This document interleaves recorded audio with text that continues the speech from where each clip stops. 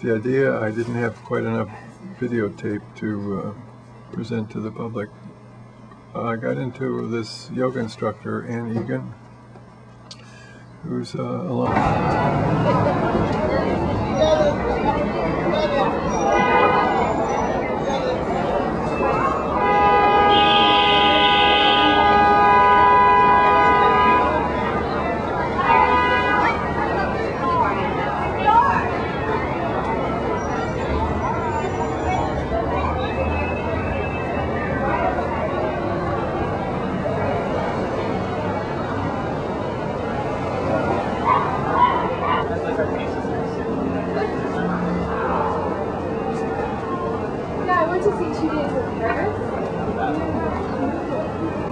About the same age as me, and I was saying, oh, and she was reading the birthday thing, and she's saying, yeah, it makes good sense.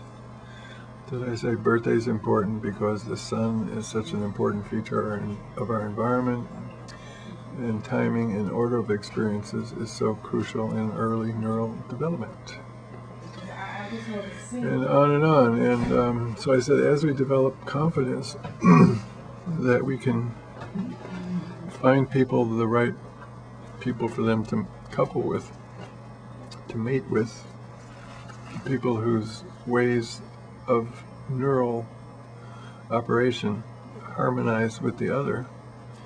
So there is actually a benefit to people linking up. Then we can get the adolescents linked up, and they can form bonds that can last a lifetime. That the waiting is kind of wasteful, that they have all this energy that kind of dissipates. In some sense, I think it's a deliberate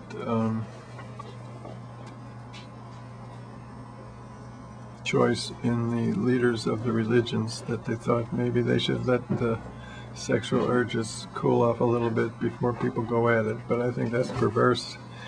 I think strike when the iron is hot.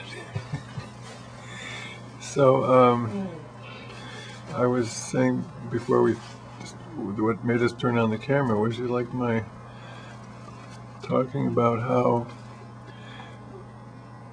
without just women. If we don't just match up people right away, then women wonder, will I ever get picked?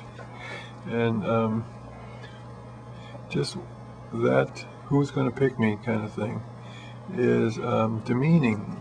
And I have sympathy with lesbians who refuse to get into that head. But I've also been thinking, as I see women so happy with their guy and just sort of hanging on him and hugging him and not letting him go, that once a woman does find a guy who's willing to commit, is willing to join up to be her man, they don't want to let go, and they keep trying to, caress and fondle and hug and stroke. Suffocate. And I'm thinking also at the same time that our culture is quite confused, that we don't have a solid leadership for moving us in a healthy direction, culture-wise, to make life easy for males and females to feel their maleness and femaleness. That we, at this point, with this female equality thing,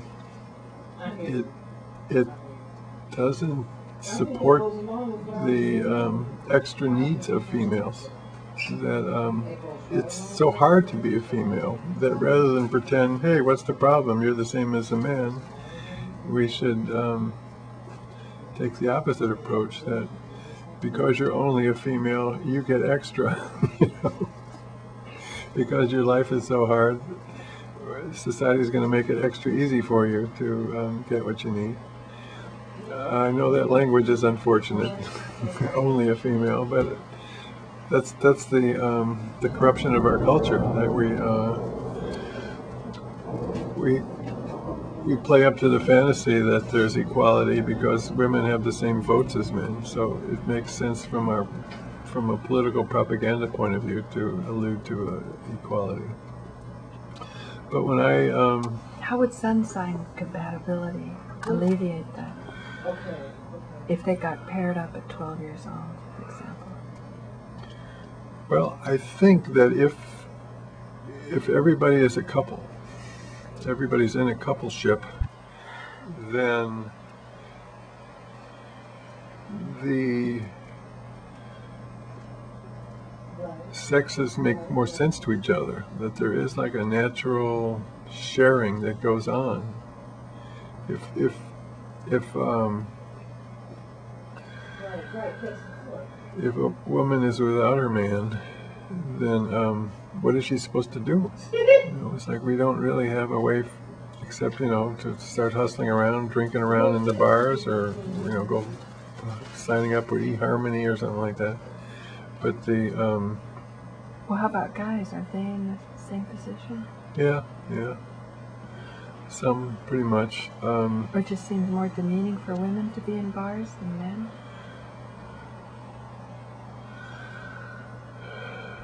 It's just the idea of who's going to pick me kind of thing. It's a toughie. And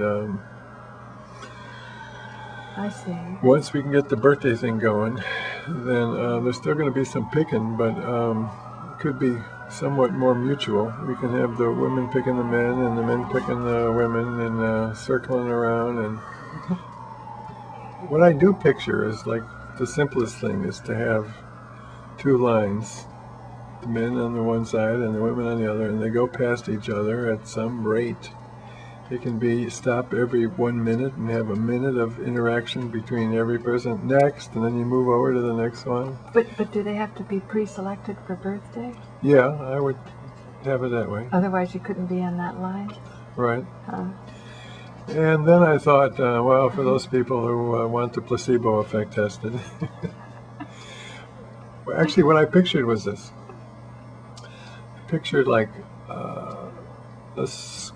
a school building, a high school, grammar school, for every neighborhood once this idea catches on. So the public would go to school at night, and there would be a separate room for each of the birthday groups to meet each other. It could be like March men and September women, or it could be the first half of March men with the first half of September women, or the first third, depending on how many rooms and how many people. But ideally, let's say the first third of each month, and the middle third, and the last third. So that's 36 rooms. I think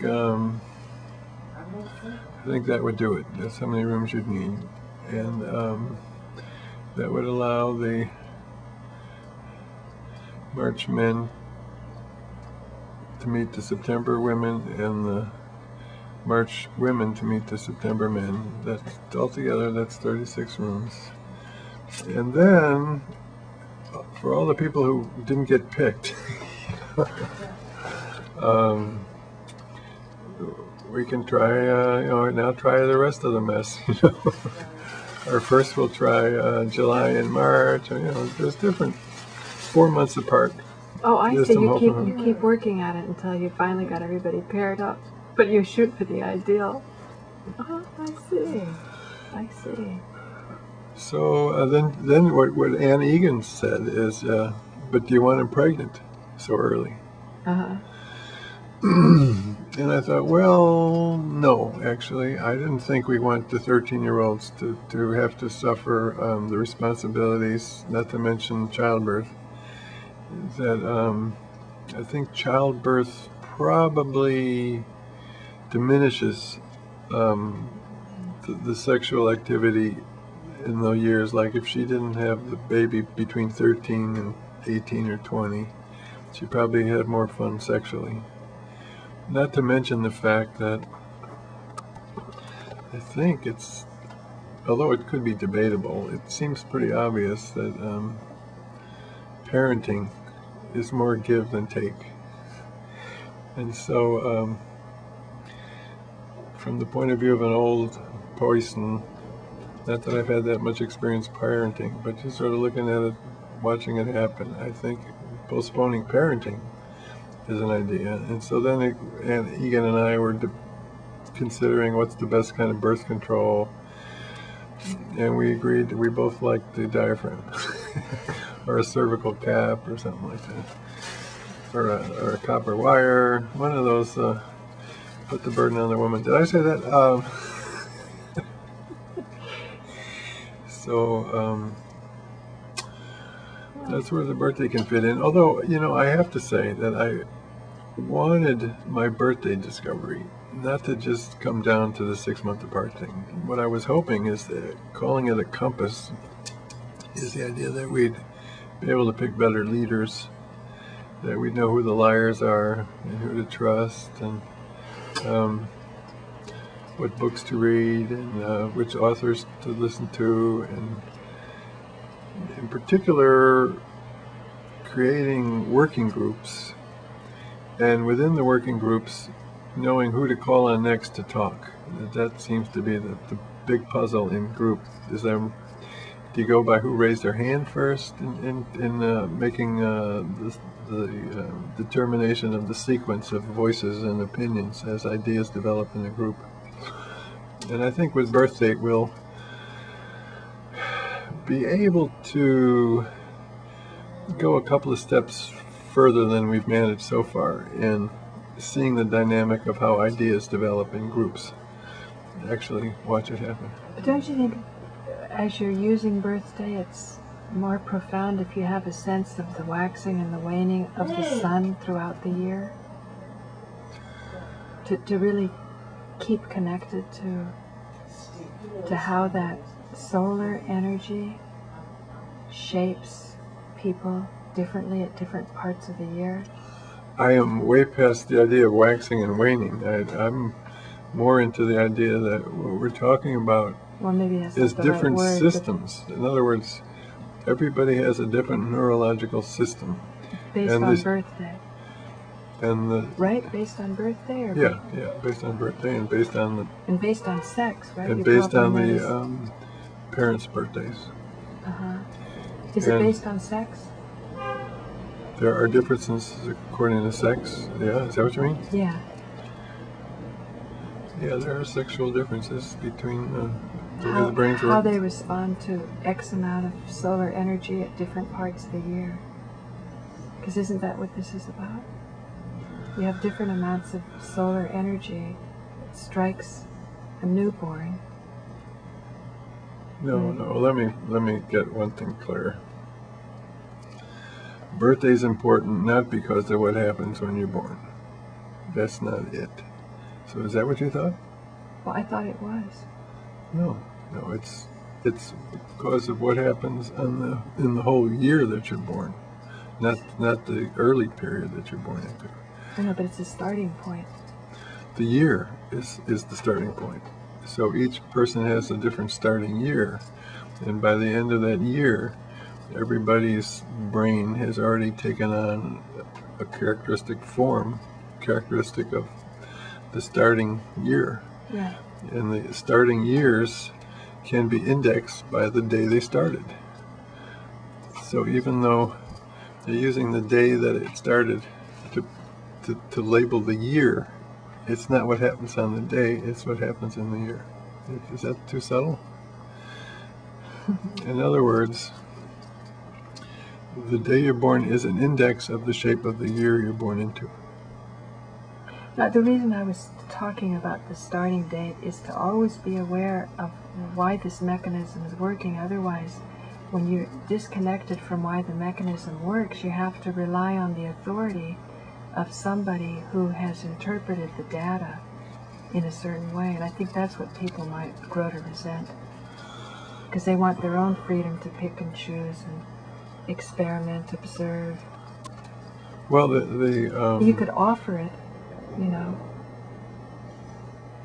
Don't I get any other choices? That's no, what you're saying. I'm just thinking, yeah, right.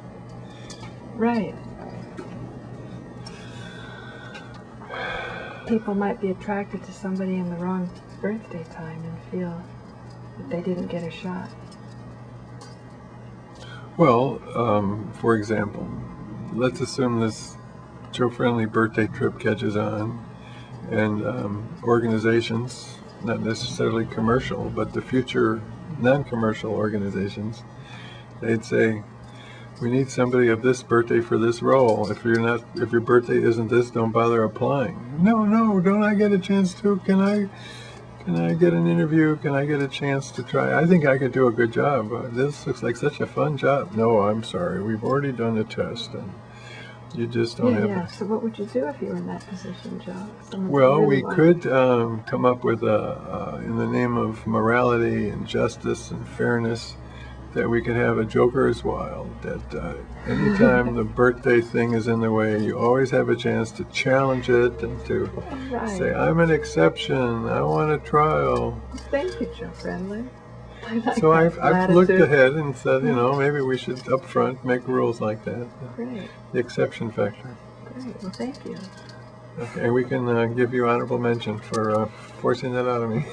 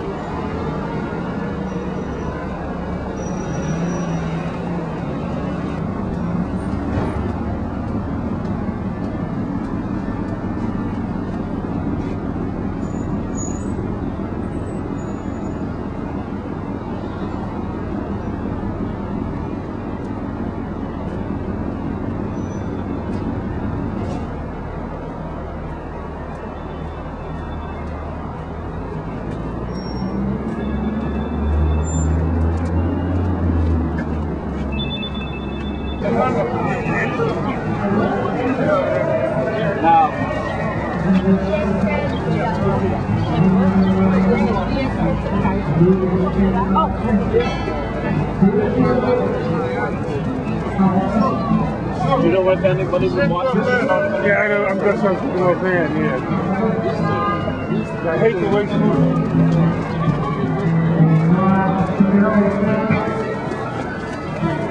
You should have told me that. I would have took it.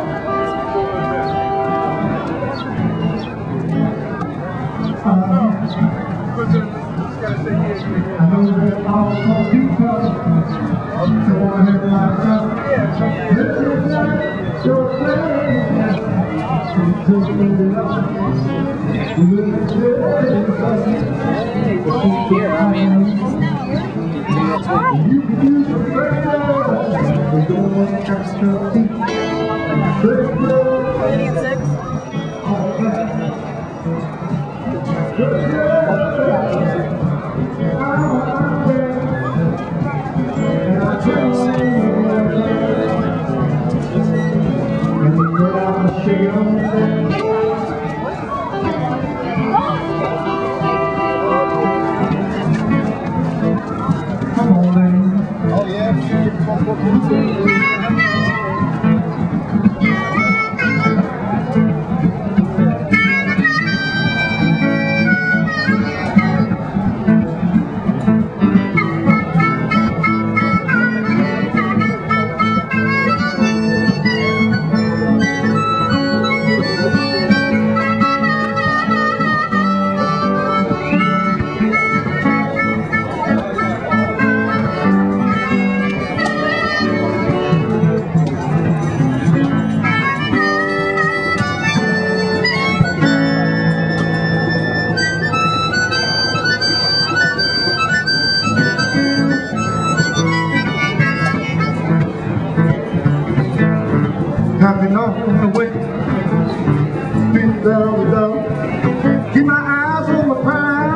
so surprised when I came in home.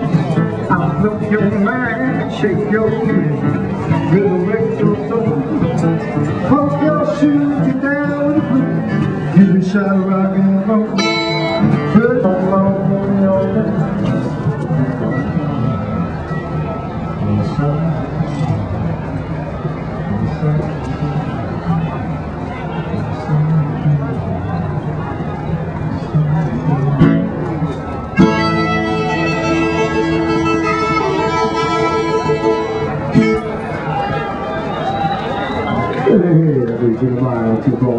Fresh bills, traveling around on this big old planet, going into many different places.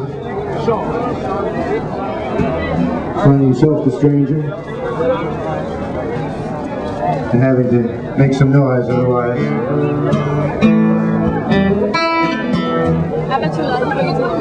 Won't be able to eat that night. You can do the more level on the guitar. I'll do one more tune by myself, then I'm going to bring up a couple of friends of mine. We're going to...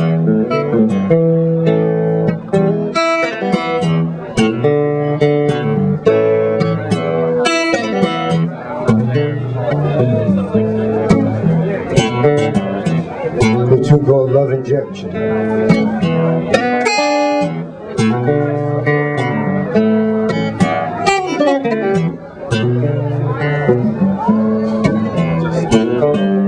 I've been climbing up the mountain so high, Lord, Lord, my feet are burning.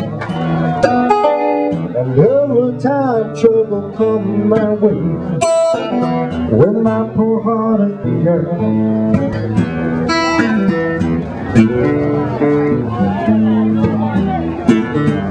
Well, I'm looking for the doctor today to heal my wounds from the past. But every doctor that's come out, they talk just a little too fast. And I've been searching for now.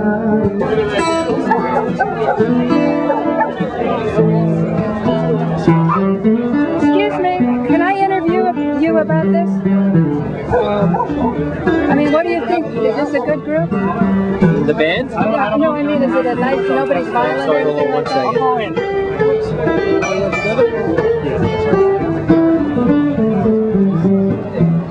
You gotta tell us names.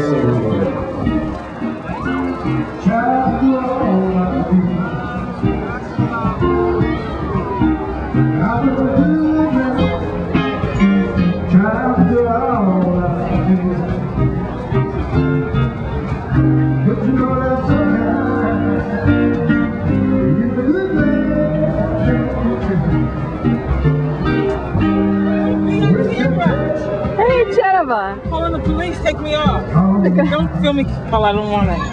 This is a little trick I learned from Frank Craven, where we can tape ourselves. Well, why don't you tape me, Paula? You're not right? Yes, I am. I told you, don't tape me. Why do you keep doing it? You don't want to see all of this stuff? The park? Because you're supposed to ask people permission before you take your pictures and stuff like that. Okay, I won't take your picture. You're going to regret it. See, there I was, soaking up in the sunshine. What a beautiful day. And all I have is this little cranky picture.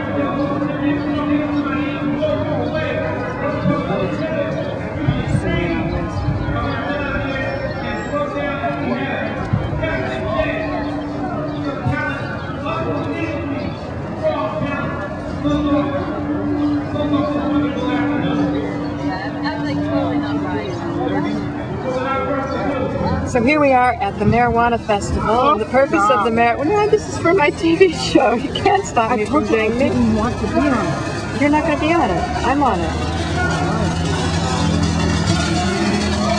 It's very important that we understand how laws are used, because laws can demonize and criminalize and allow people who are controlling the laws to get rid of those who they feel might be competition in other areas. So I paid more attention to the marijuana laws when I started to learn about raw milk.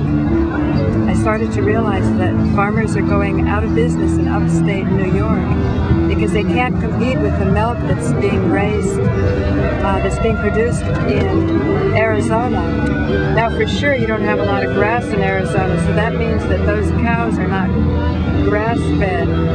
And the quality of milk is determined by what you're giving the cows. You can't expect if you put grain in a cow that you're going to get the same result as if you put grass in the cow, if you give the cow grass for food, because it has 4 chambers in its stomach, something like that. If the milk is produced correctly, and if you don't boil it, like we don't generally think that boiling orange juice or boiling apple juice is going to make that product healthier or better for us and get rid of bacteria, we've been extraordinarily brainwashed about the issue of milk. And again, even the word raw has a psychologically negative effect. We don't ask for raw orange juice or raw apple juice. It's sort of a given that there's certain foods that are better when they're fresh and they're not tampered with. And this is definitely the case for milk. So imagine what the society's come to when you can demonize and criminalize people for something that is as normal and as natural as milk. This is Paula Gloria with Farther Down the Rabbit Hole. Thanks for joining me here in Tompkins Square Park for the Marijuana Awareness Festival.